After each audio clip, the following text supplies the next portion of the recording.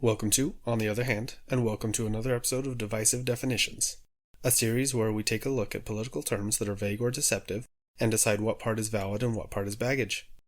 This video will be covering the terms Your Truth, Believe All Women, Latinx, and Hate Speech. So the term Your Truth was made famous by Oprah in her 2018 Golden Globe speech as follows. What I know for sure is that speaking your truth is the most powerful tool we all have. And I'm especially proud and inspired by all the women who have felt strong enough and empowered enough to speak up and share their personal stories.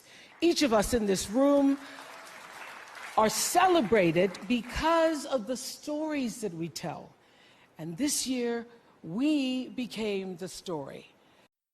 So Oprah first used the term Your Truth, but then seemed to use the term personal story synonymously.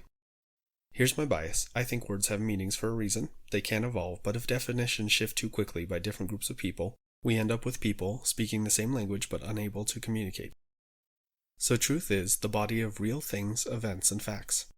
Personal experiences can contain the truth, but truth is objective, and personal experience is pretty subjective. In discussing this politically charged term, I turned to Weird Al for reference. Well, that's a sentence I never thought I would say. Anyway, part of his song Word Crimes goes as follows. I thought that you'd gotten it through your skull, but what's figurative and what's literal? Oh, but just now, you said you literally couldn't get out of bed. What? That really makes me want to literally smack a crowbar upside your stupid head. A bit drastic, I will admit, but he's not wrong. In the same way people shouldn't use the term literally to mean figuratively, I feel like they shouldn't say your truth to refer to your experience. On to Believe All Women, this term really took off around the confirmation of Brett Kavanaugh to the U.S. Supreme Court. Setting aside that incident, on the one hand, in context I believe what this phrase is trying to get at is that accusations should not be discarded without adequate levels of consideration. On the other hand, inherently believing accusations kind of goes against the idea that people are innocent until proven guilty. So it's a good idea, but with how it is phrased I automatically resist.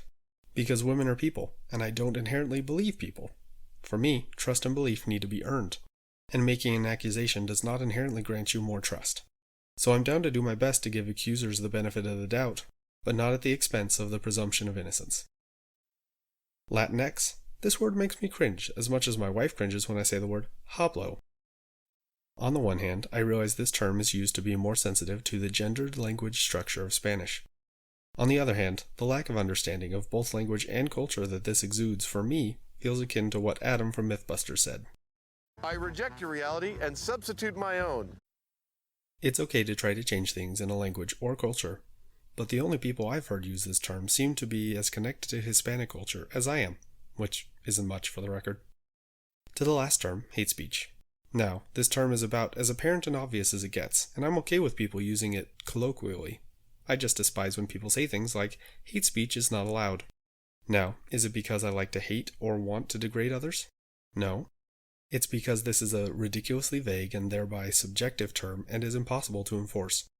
Now, I did a video on the subject, and here's a link to that response video, but vague terms and rules make for confusion and unequal applications of said rules.